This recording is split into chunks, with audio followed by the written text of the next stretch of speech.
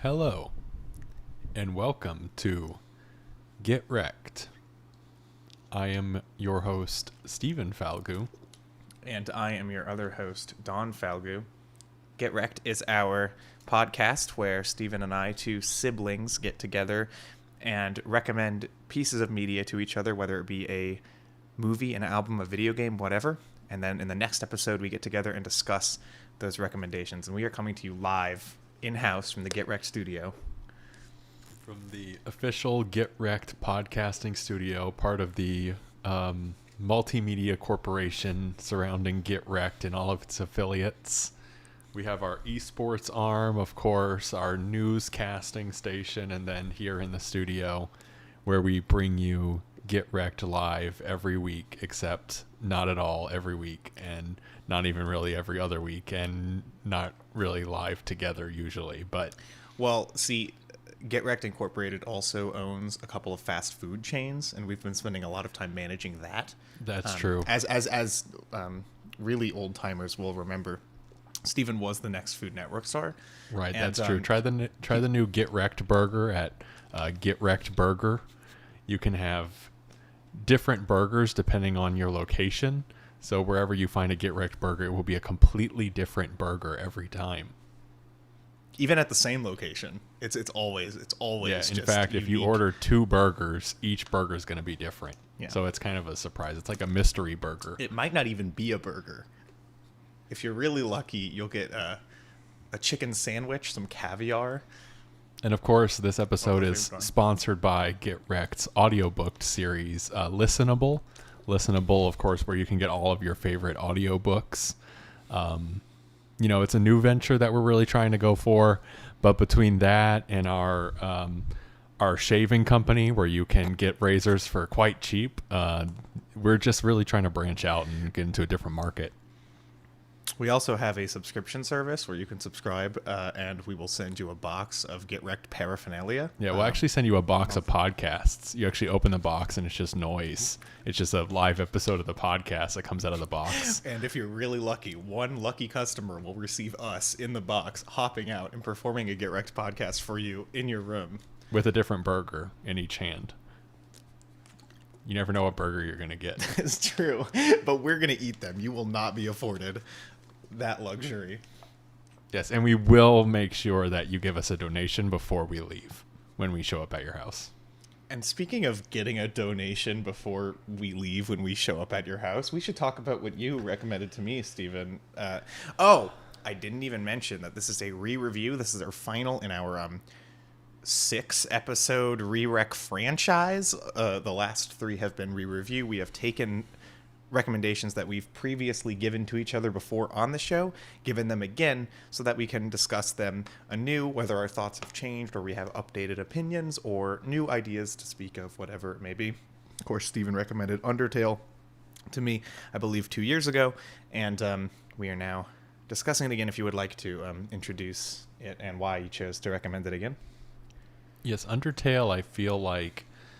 Well, first of all, Undertale 2015, created by Toby Fox. Toby Fox was and still is, a developer, musician, worked on a lot of projects.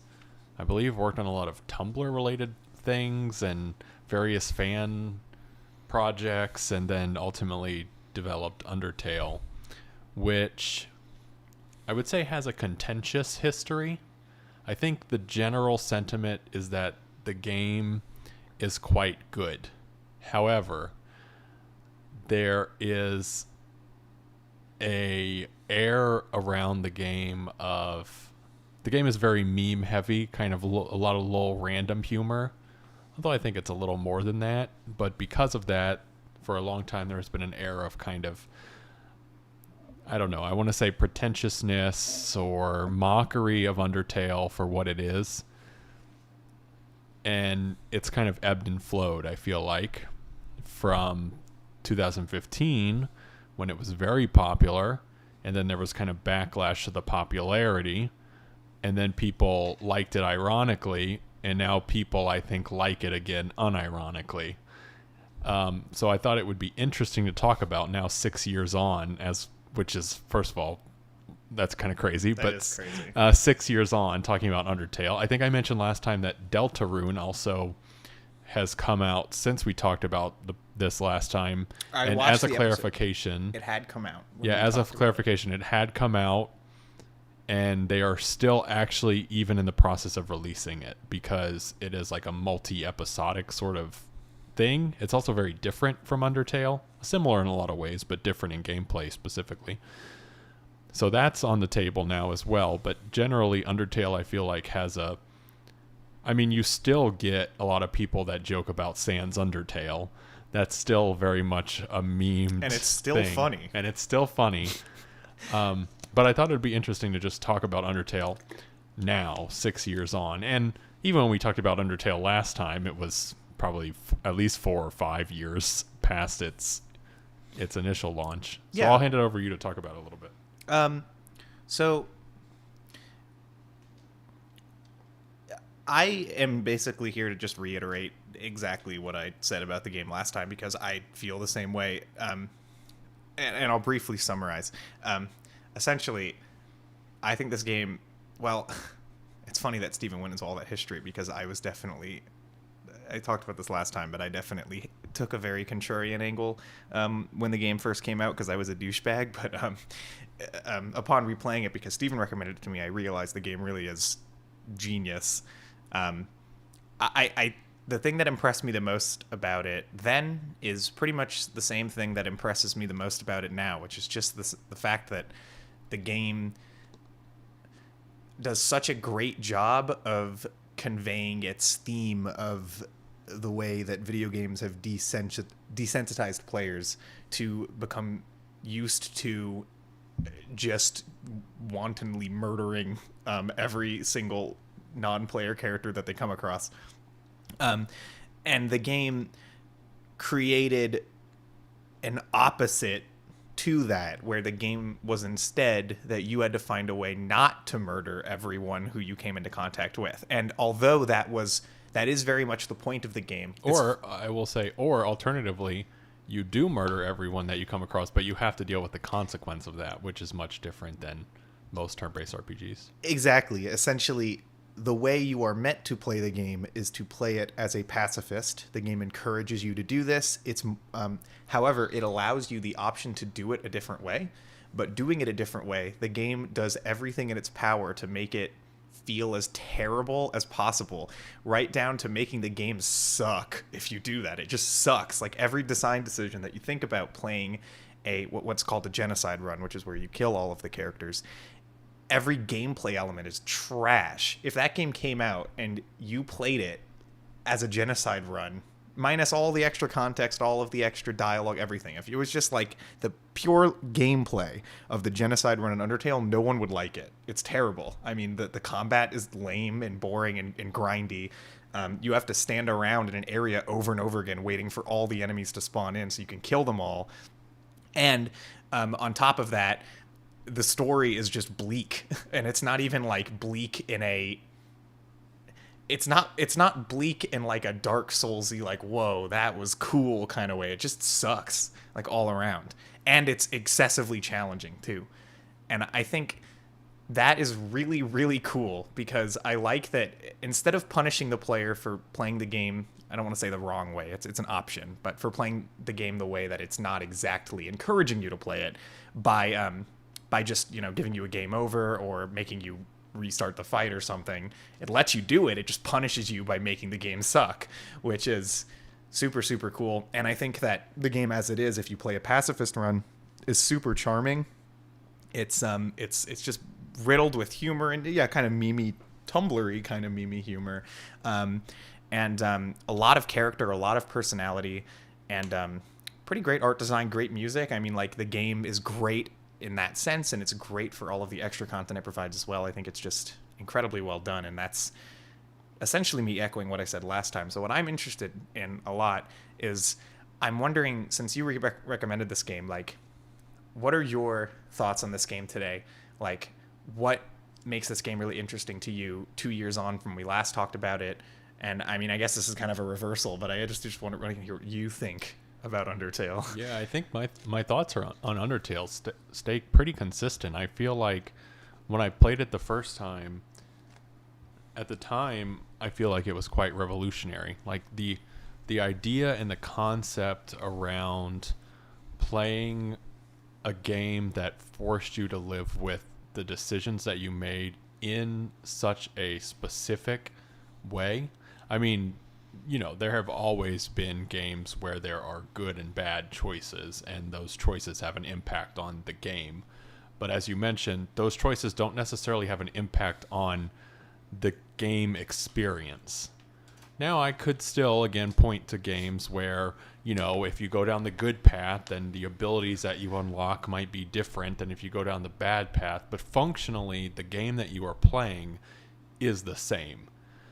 With Undertale, functionally, the game that you are playing is radically different depending on how you play it. And even so much as the interactions that you have with both the game mechanics and the game experience, but also the interactions that you have with the characters and, the moral implications, and even you as a silent protagonist. There's a reflection of who you are as a player projecting onto your game character as you make these choices that you make.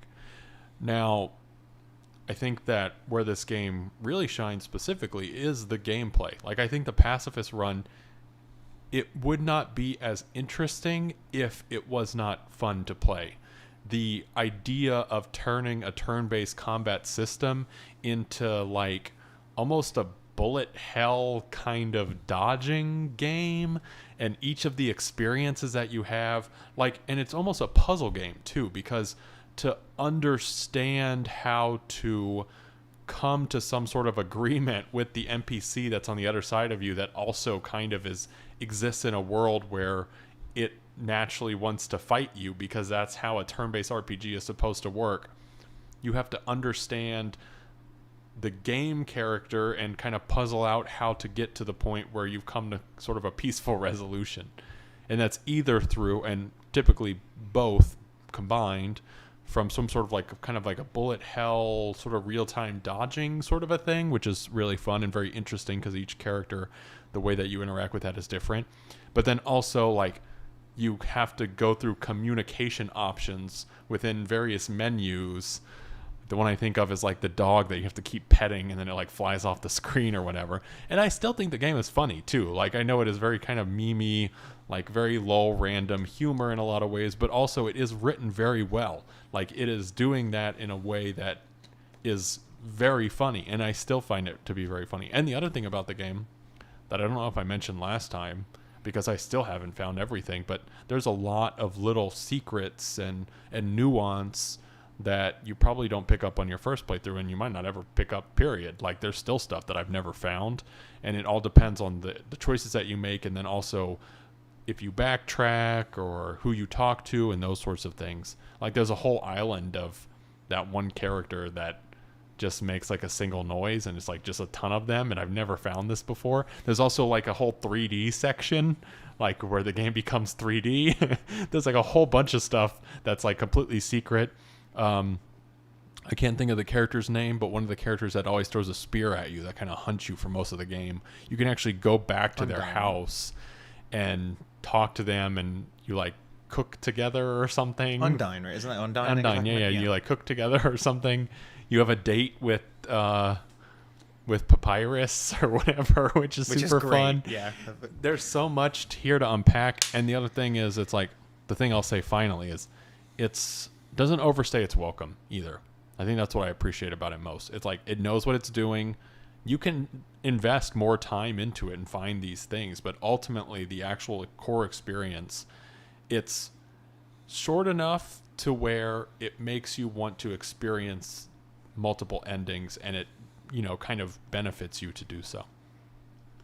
Yeah, I think aside from the meaning of the game or what it says about video games, which again I think is, I just want to reiterate, I think is remarkable, because it's a message that is so essential to the medium of video games. It's a video game that's talking about video games, and it's doing it in a remarkable, and it's in a way that only a video game could. Yeah, and I think that that's still such an unexplored space there's such an untapped potential there.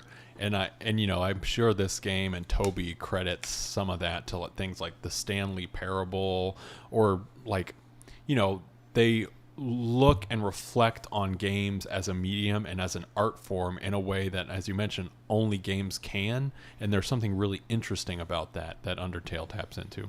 Yeah, for sure.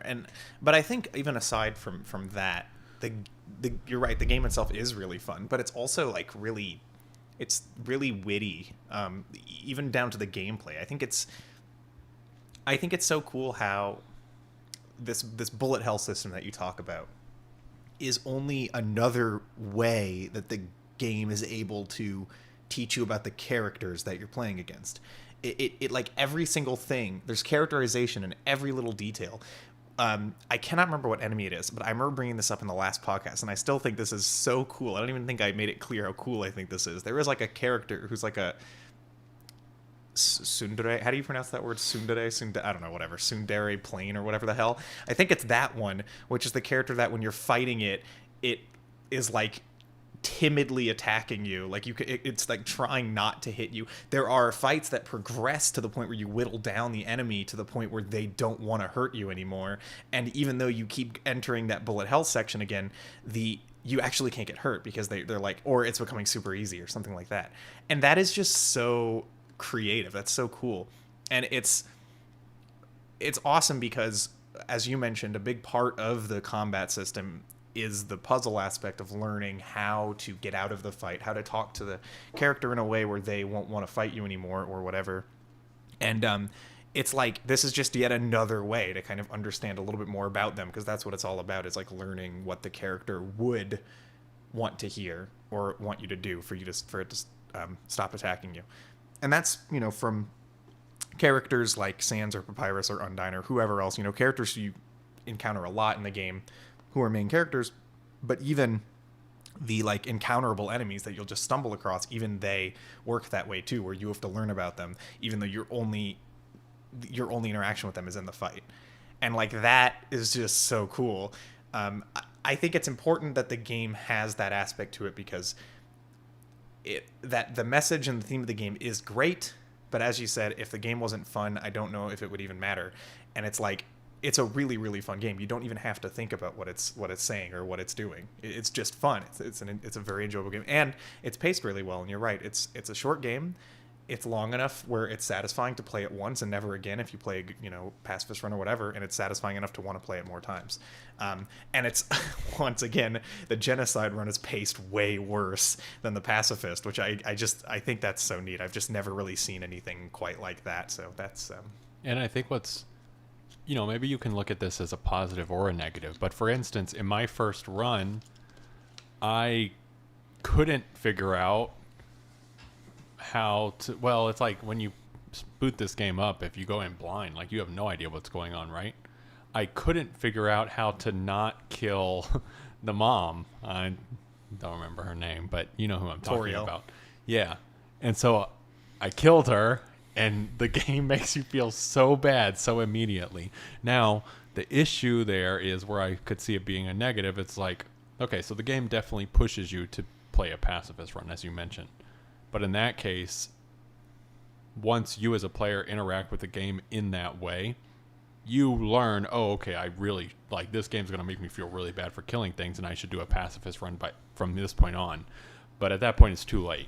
You would have to literally restart or play through it and play through a second time to get a true pacifist, which is what I did, and I really enjoyed. But I could see some people finding that to be a little frustrating. It is notable also that the neutral run is easily the worst. Like, it's just not that great. Like, you'll get the humor of the game, you'll get the fun of the game, but like in terms of a conclusive ending or anything like that, the game just ends shorter. It ends on a boss that other endings don't end on. It's not that satisfying. So that is definitely true. And when I first played it, the same thing happened. Now, I do appreciate... Which that boss is incredible, though. It is, but it's not really a good ending. Because it happens and it's like, it's awesome, but it's like, what did that even... That had nothing to do with anything, because really. That's the other thing. It's like, this game, not only does it make have a meta-narrative about the game industry, but like, that boss specifically has like meta implications for you as a player, because like, it shuts your game down. You have to like reopen the game. Yeah. Stuff like that, which I know we've talked about before in things like Doki Doki Literature Club and that sort of thing. I always find that stuff super cool because that is something that can only happen in video games. Sure. Although I guess a movie could just shut itself off, but I don't think it'd be as A fun. DVD could. Yeah. Yeah. Well, maybe there's untapped potential there. Maybe that's been done. I don't know. Yeah, but I can definitely see that. I do appreciate, though. I do want to say I do appreciate that the game definitely does a good job of encouraging you to play it that way. And when you look, there's dialogue. There's a tutorial of the game where it pretty much tells you to play it like that, not like here's how you can like not kill them or whatever. It doesn't force you to, and it's nice in a way that the game is open enough where it lets you really make that choice. But I mean, I can definitely agree that if you're playing it the first time like you or I did, and you wanted to play it pacifistly, but you didn't think it was that essential, and then you find out it was because, you killed Toriel or whatever, and it feels awful. Yeah, then it's like you kind of screwed yourself, which does suck.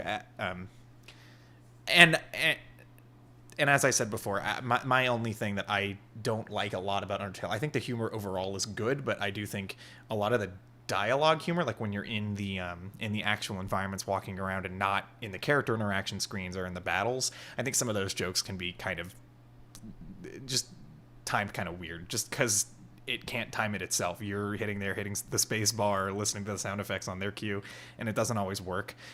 Whereas in a battle, they're able to control that a lot more, and I think it works better there. So that's probably the one thing. Just some parts there that I don't think are that funny. But aside from that, it's brilliant. It's just as brilliant as I remember thinking. Yeah, and speaking of sound, the soundtrack is just incredible. It's so good. Just an absolute masterpiece. I mean, every single track in the soundtrack is just so good and used in such an amazing way, combined with the battle system that we keep talking about. And the other thing is, it's like the soundtrack is different depending on your type of run. So that's another way where they can kind of express some extra meaning out of different encounters. But like, man, I think of that spider fight and the track in that spider fight, like with the gameplay combined, it's just absolutely incredible. Yeah, it's sure. so good. Yeah. And I think we're about ready to wrap it up. So Yep. I will say, I gave it a 9.5 or something last time. Same deal. I would conclude the same way. I mean, like, I do think the game is great. And it was just cool to think about the game again, because I think it's so... It's just so remarkable, like what it is as a video game for video games. And it's not the only game to comment on video games. I just think it did it really well. And not only that, but it was huge. I mean, it is huge. What do I mean? It is huge. It's massive. It still is. It probably will be for a really long time. And to say something that interesting while being this popular, I think is really neat. Yeah, I recommend it absolutely. Yeah, I pretty much agree 100%. I don't remember what I gave it last time, but 9.5, 9.75, somewhere in that. I just think it really is a masterpiece, honestly. And I know it does get a lot of ironic hate, but I would encourage anyone who feels that way to really sit down with it and actually play it. I'll say that I don't think it's necessarily for everyone. I can definitely see some people not enjoying it, but I think that what it does is such an important thing for video games as an industry. Like I mentioned, I feel like there's such an untapped potential in what games can and should be.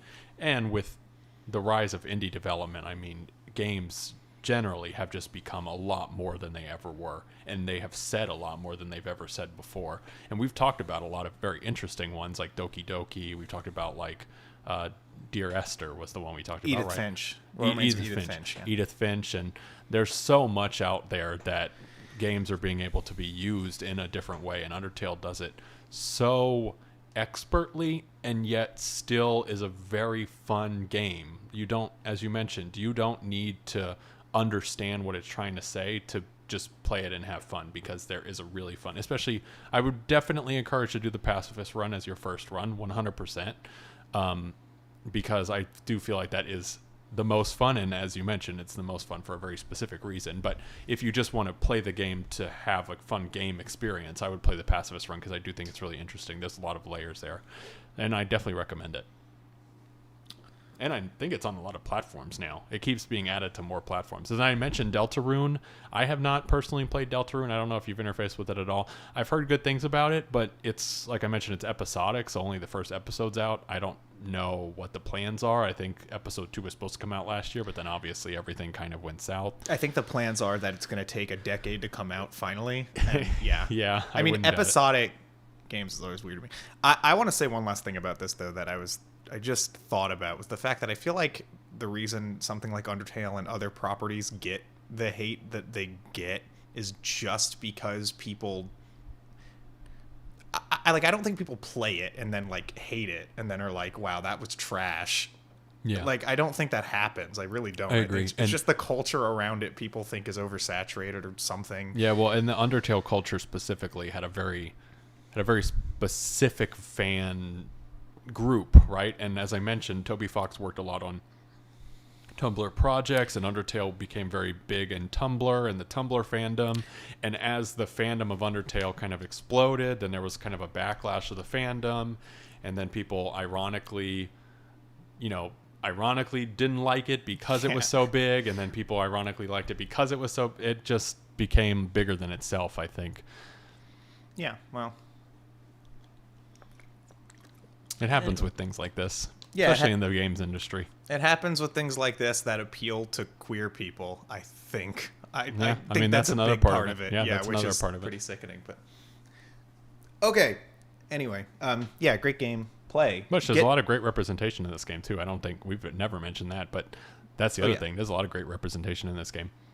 Yeah, and even Frisk is like a inherently non-binary character in the sense that you have no idea what Frisk's gender is. You can just project yourself onto Frisk, which is neat. That would be neat to see more characters like that, where you just literally have no fucking idea. So you can just be, you don't need a character creator, and you can feel like you are Frisk, which is really neat. But yeah. Frisk is the main character, by the way, in case anyone knows. Yes.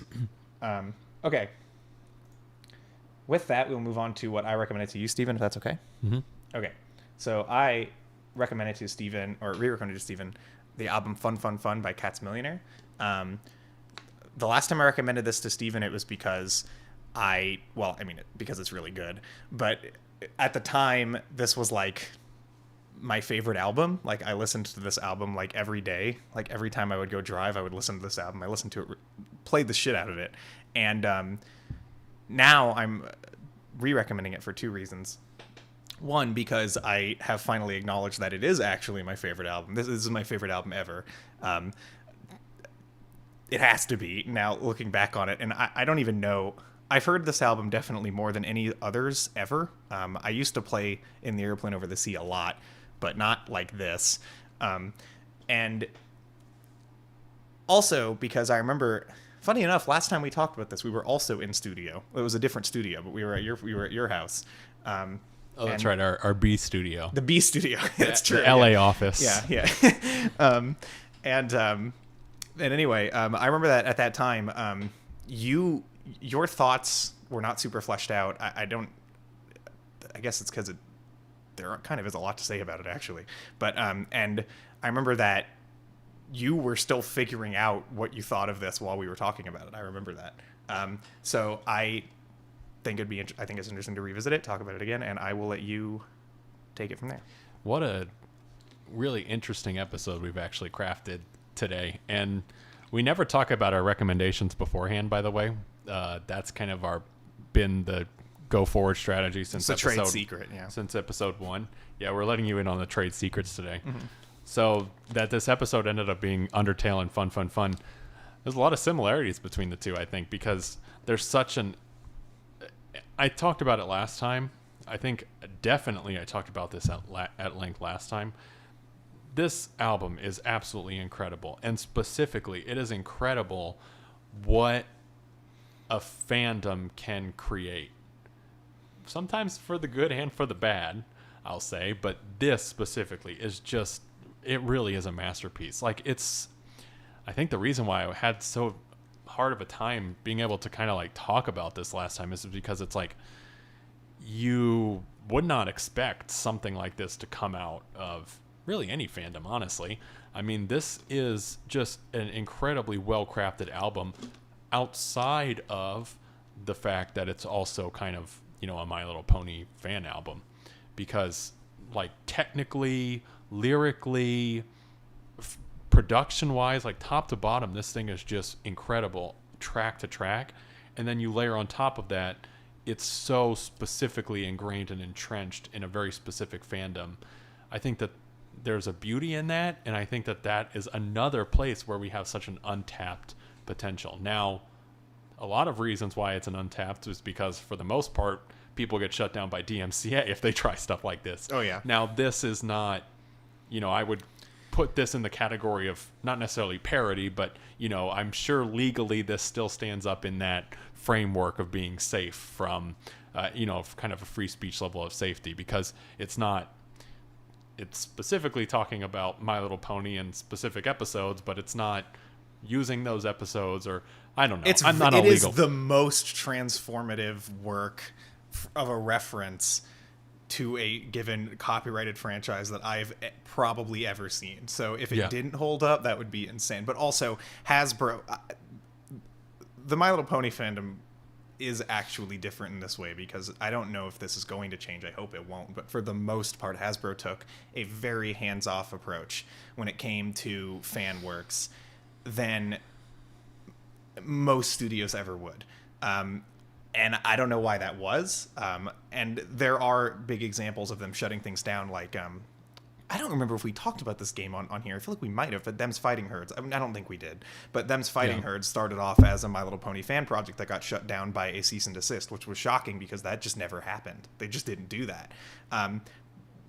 Aside from notable examples like that. That one I would say I can see a little bit more than something like potentially this. Also, they were trying to sell it for a retail price, and that's where things get definitely messy. Sure, but whatever the case, for the most part, they took a very hands-off approach to all of this stuff, and because of that, compared to any other fandom music is actually a thing. There's a term for it called flick, F-L-I-K. I don't know where that term comes from, but that's for fandom music, and there are other scenes of fandom music that have existed. One of the most famous, it's not famous, but is Wizard Rock, which was a rock genre around Harry Potter fan rock music. And Star Wars too has always been a big one, although Star Wars is up and down when it comes to copyright for sure. Yeah. I mean, well, think about the number of Weird Al parodies that are like Star Wars fan works. Exactly. So it is a thing, but My Little Pony fan music had a much, much, much richer and deeper history than any others that I've ever seen, in terms of music anyway. I didn't know this when I recommended this to you, because at the time I still hadn't actually really listened to any. I only listened to this, and then I knew like the popular songs that were popular back in my day, or whatever. But since having listened to this album, I started a project where I actually listened to and reviewed Bernie music on Rate Your Music. I have like the most extensive list on there now. I'm proud of that. But having done so, I realized it's insane how deep it goes, like compared to anything. And you hear this outside of that, and well, I mean, it definitely stands on its own, but also you can kind of tell there's like so much extra rich history here. Like, this came out of the Tumblr side of the fandom, which you can tell. And there's a lot of references and songs that are about memes, like tiny ass memes from the Tumblr side of the My Little Pony fandom. Like Rarity fighting a giant crab was a Tumblr meme where people would draw pictures of Rarity fighting a giant crab, and the song was inspired by that and took it in a completely other direction. But still, like, and that is something that's really cool about it, is that, it's an album that does have a lot of exclusivity to it. Like, it seems like you can approach it as an outsider only to a certain extent, like you can listen to it and see what it's saying, but there's something that you're going to miss. But like, there weren't that many people who were in the actual scene that this particular album came out of anyway. So it's cool that it's able to transcend that and say a lot about it. And anyway, but yeah, what I mean, I have only ever loosely, I would say loosely at best, associated myself with any My Little Pony property or material. Honestly, the only My Little Pony anything I've ever interacted with is when I watched the episodes that you recommended to me on the podcast. So that I can appreciate what this is doing to such a deep level, even though I don't understand any of the referential material, as as small as the reference is or as large as the reference is, I think speaks to the content here outside of it being a fan project. Because I think what's so interesting, and I'm pretty sure I talked about this last time, is what I find so profound about this work is that each song has so many lyrical levels. Like, a lot of the tracks are about very specific My Little Pony things, but they are also reflections of the lyricist. They are reflections of the fan experience. Like, I think of Exclusive Royal Canterlot Wedding. Both parts are kind of the same. But, that track is about a very specific thing, but it's also about My Little Ponies as the physical thing, but then also about, like, the lyricist's experience with that physical thing and the references. There's, like, so many layers there that are so interesting because it really speaks to what a fandom is. Fan literally is short for fanatic. Now, I think that sometimes is very much true when you look at fandoms, but also fandom is a celebration of something that gives you some happiness, either nostalgic or, it elicits something in you, and that this album is such a powerful expression of that in every track is just amazing to me. Like, it is so cool to see that, because you don't see that anywhere else. Because even in other fan works, those works, I've heard a lot of fan work here and there, and some good and some bad. They definitely range, and definitely definitely range. And on the good end, a lot of times the interaction there feels, you can tell that experience or that property elicits something in the person creating the work, because obviously that property has to elicit something for them to put the time and effort. But it even then a lot of times feels twisted in a way, like maybe opinion wise, or it might feel kind of surface level. But this album is so profoundly elicits what the fan experience is, and that to me is incredible, on top of the fact that, like, every track on here is an absolute banger. That's so true. So true. Like, just the vocalist is amazing. I know I talked about that last time, but then also, like, each track is so different, and each different in a very interesting way. It's just incredible. Like, it really is. I think also it's uncommon. It's not like this is the only album that does it ever, but it is really uncommon for fan works to talk about fan experience, period. Like, it's not just that they're often surface level. Most fan works are just continuations of the stories and characters or whatever from their respective properties. Like a fan fiction, for example. A fan fiction is like somebody's just trying to write a story just to extend the lore or the or whatever, right? And most or to reflect what they want the story to be, or the fact that they want to date the character, right? Or whatever. Exactly. Yeah, which is usually what it is. But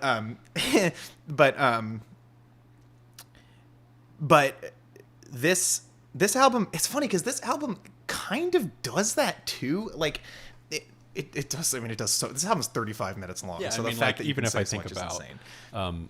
even I think about the first song, like the first song, what's so cool about it is, it kind of kicks off the whole album, obviously. But what's so cool about the first song is it is kind of exactly that. It's not necessarily like extending the narrative, but it's putting the lens and the viewpoint on the little dragon guy who Spike. Sorry, I don't. Yeah. Yeah, Spike. So it's like it's telling the perspective of Spike, which is not something that you obviously get. Well, not necessarily something that you get in the the actual property.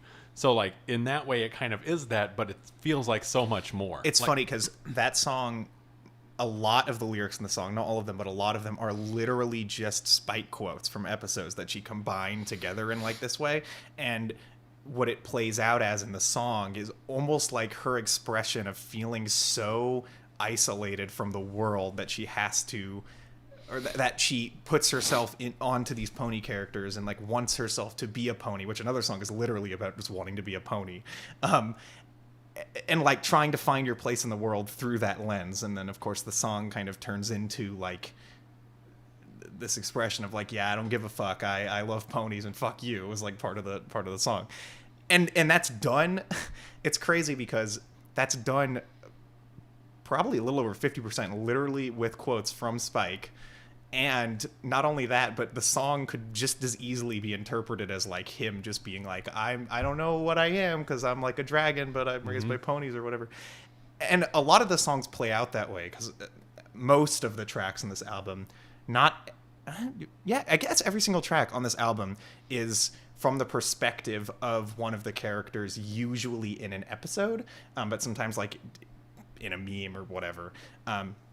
And so the song works perfectly fine as that, and it's great as that, but there's always the obvious, it's obvious implication that it's actually coming from the author herself. It's the actual person who's putting these emotions in and who's talking about the fandom at the same time. So like it's almost like every single song works in two different ways. You can interpret it in two different ways, and it works. Which is crazy. But I think that another cool thing I think the album does is that it drops those hints sometimes in very obvious ways. I think of like the song Yellow Horse, right? Which is my favorite song here. But Yellow Horse is like, it is about an episode, but like you can tell it's not. It's so obvious. Like, and she keeps talking about like, obviously talking about herself in the episode, or not in the episode, but in the song. I think like really the album kind of sets itself up that way in these first two tracks where you kind of understand that this is like an author's perspective sort of deal that carries out throughout the rest of the album. And I don't know, that's just so unique. Like even in a fan work that talks about fan experience, it's always like clearly that's what it is. There is a Brony song, which is a parody of the Offspring song. What the fuck's the Offspring? Have you ever heard the Offspring song that's like, dance, fucker, dance? I don't remember the name of the song, but There's a Brony parody of that song, which is about being a Brony. And it is literally like, that's just literally what it is. Like there's nothing, it's not even funny. It's just, that's literally all that it is. And this is like one of the most popular songs. It's like she takes that concept and applies it in a way where it can be read as so much more. Yeah, because the other thing I'll say about, other fan songs that talk about the fandom is they're very black or white. It's either super congratulatory about the fandom or super derogatory. Whereas this, it's like... It's both. It's both. Like she's using her experience, and there's good and bad there, and obviously there's emotional baggage, and there's like so much more psychologically going on, which makes it so much more interesting. Well, I mean, and a lot of it is very. I think the main theme of the album is essentially escapism, and. You're Gonna Go Far, Kid. Thank you. Yes, You're Gonna Go Far, Kid is the name of the Offspring song. Mm-hmm. Anyway. And a lot of the songs are about, like, alienation. So you escape into My Little Pony because of, like, Other Twilight is the biggest example of that. And Other Twilight is, like, essentially she is writing about the fact that she Which really actually, wishes now that I she think was a about it, pony. sorry, not to speak over you, but now I think about it, we were talking about properties that have a lot of fan works. Twilight would be the other one I would put. That's true. With 50 Shades Twilight of Grey. was a fan work. No. 50 Shades of Grey was a fan work of Twilight. That's right. Yeah. Anyway, sorry. Goddamn. Yeah, that's true though. You were talking about other Twilight. That's why. yeah. But the song, the song is literally about like escapism, like, and the fact that in order to feel less lonely, you want to put yourself into a world where everybody's just happy and friends, and like friendship has a purpose. But then at the end of the song, it drags it back into the real world. That's like explaining that that's not the reality.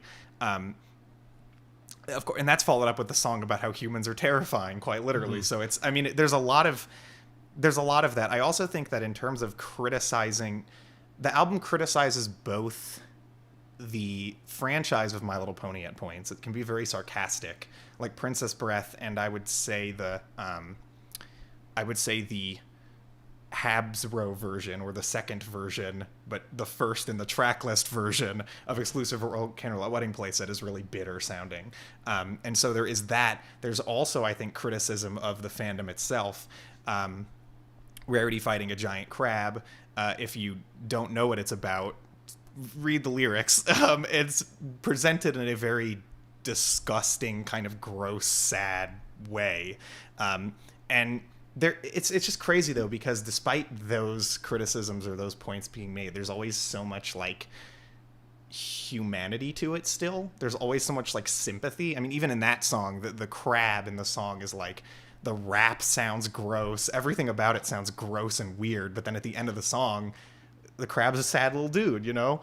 The crab's lonely. So it's like, I think it's crazy not only how many layers there are to each of the lyrics in terms of the referential side of things, but like, it's also crazy how much emotional variety there is in the album, because like, there are songs that are like really, really powerfully sad, and there are songs that are like some of the happiest stuff you'll hear, and it all flows so cohesively, and the sound design, for whatever reason, just complements these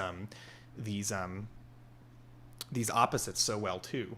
Yeah, that's what I wanted to talk about. It's like, not only is there lyrical layers, but from a sound design standpoint, like the way that they play with pitch, the way that they play with rhythm, the way that they play with melody, like all of those things complements all of those feelings that you just expressed. Like, I specifically think of a few tracks that are like, they feel like just a little off melody, or like off beat, in such a way that it gives you this feeling of dread, and that accentuates the lyrical quality or the lyrical expression that they're trying to convey, which I think is incredible.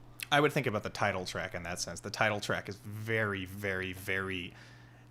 It sounds like depression feels. Mm-hmm. It's very laggy. It's very like slumpy. And it sounds very pretty too. But then even these pretty sounds that are in the mix are like kind of buried. It's super. It's kind of muddied up. Like the mix is kind of muddied up. And also her singing is often very detached. It's like.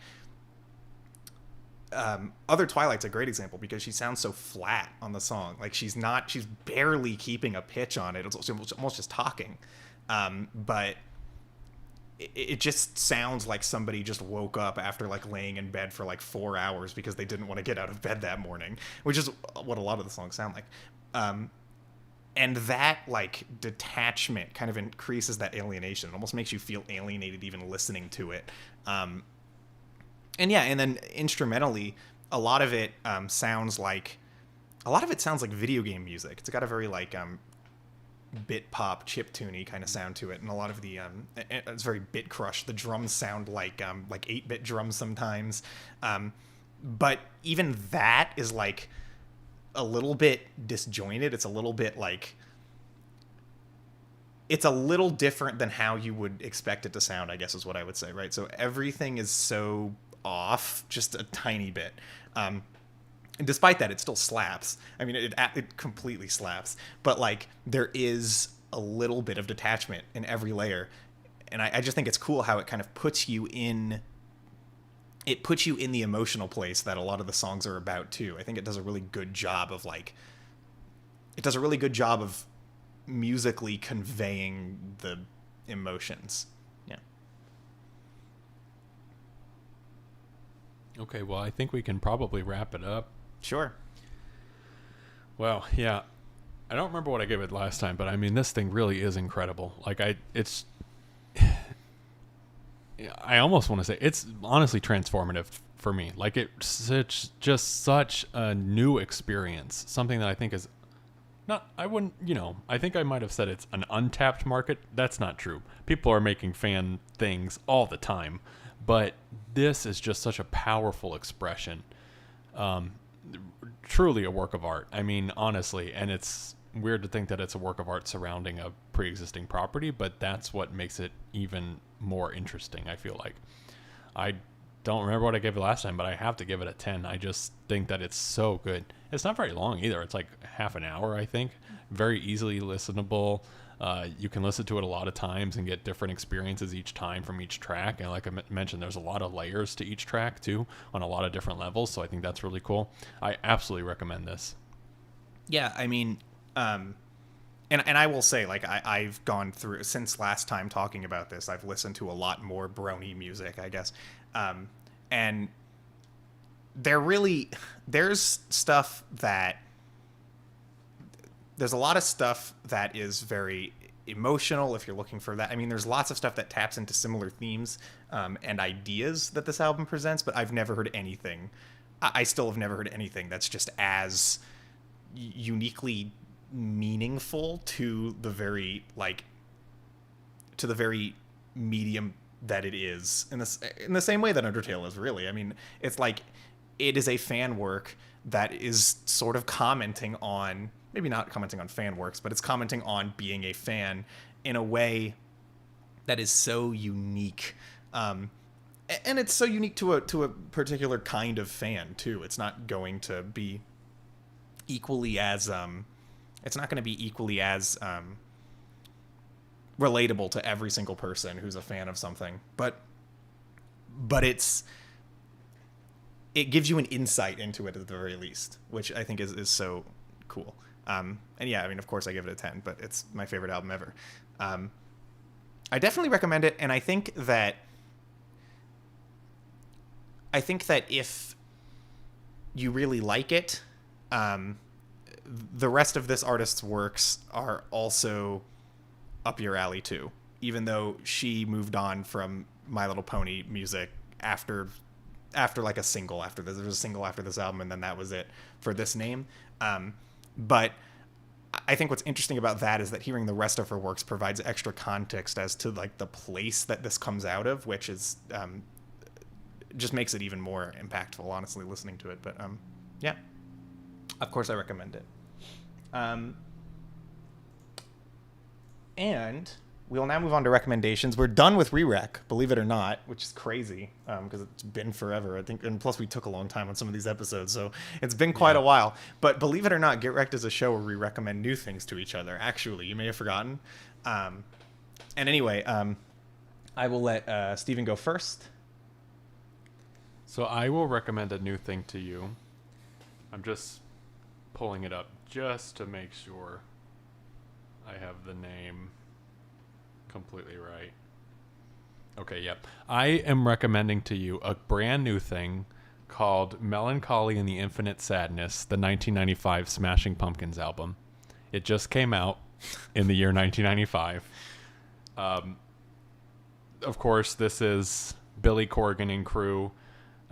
This is a couple albums in for them at this point. But next time we will talk about Melancholy and the Infinite Sadness. Great, and I will recommend the film Alien to you. Alien is I did not re-research this. It's from the 70s. Yeah, and it has Sigourney very late Weaver. 70s. And it was directed by Ridley Scott. I almost said Ripley Scott. It's been a little while, but anyway, it is a space horror movie, space sci-fi horror film. And I think something is happening with the franchise or something. It turned into a franchise of Alien films, and then Alien versus Predator, and then Prometheus, and then like prequels and sequels. So it's and video games as well. Yep. So that will be what we'll talk about next time. And that about does it. I would like to say, as I say every time, you can find us on Castbox. You will not find the last like 4 episodes or something, but eventually you will. And if you are listening on Castbox in the year 2040, when I finally upload this episode to Castbox, you can find us on YouTube at Casting404. We stream these episodes live, so you can hang out in the chat. And maybe if you're really lucky, we will respond to something you say in the chat, but you'll have to be really, really lucky. And if you are listening on YouTube, yes, Castbox, you can download on your phone. You can listen to us on the go. Other than that, I don't think I have anything to say. So, no. Thank you all for listening. As Dawn mentioned, that was the end of our Rerecc'd series, a very long Rerecc'd series. We're going to likely take a break from themed episodes because that was probably the longest stretch of themed episodes we've ever done. for sure. So getting back into some new recommendations, so then we can do another stretch of like 10 Rereq episodes on those. So I will mention that this Rereq series was especially long because it was our second, and we've had a lot more episodes to pull from to do this re-review thing that we just did. I don't know if we'll ever do it again. I would hope so. But the idea is to do like a Rereq trilogy every like 30 or so episodes. Again, this one was extended, but that'll probably continue. So if you really like that, then you'll see it in like maybe. Whenever, yeah, maybe. Who knows? Who knows? That's true. You never know what could happen. I mean, if you really like it, you could just listen back to this episode on repeat. That's true. On and Castbox. And then every episode is a Rereq because you're listening to the same episode every time. It's true. Yeah. Anyway, thank you so much. And with that, those were our thoughts, and those were our recommendations. Get Recc'd.